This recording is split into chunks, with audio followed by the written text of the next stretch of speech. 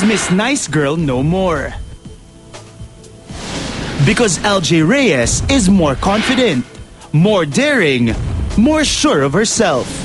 Ngayong hapon dito sa Showbiz Central, diretsahan siyang sasagot sa mga intriga. Live na live. Mga kapuso, Miss LJ Reyes. Hi, LJ! Hi, Jen! Mga kaibigan, ito po ang bagong cover ng Playboy magazine. Dalawa po siya. So, LJ, ito yung... tulungan kita. Ito yung isa. Bakit dalawa?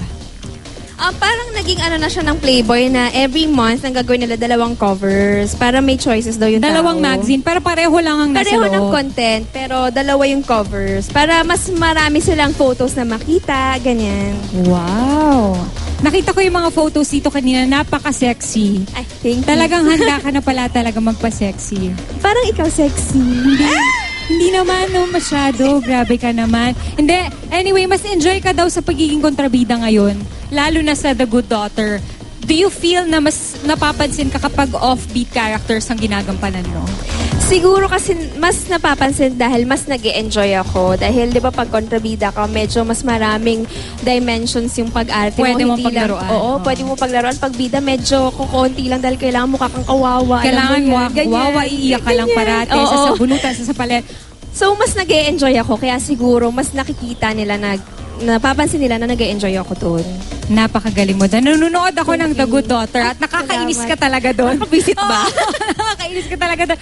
Mas komportable ka daw sa pagpapasexy ngayon.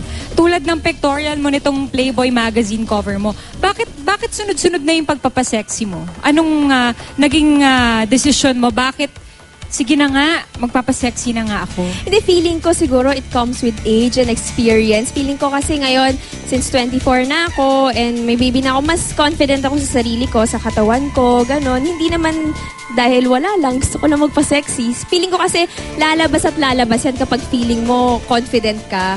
Yun, ganon. 24 ka na pala? Yes. So mas matanda ka sa akin ng 4 na taon? Ay, talaga? Oo.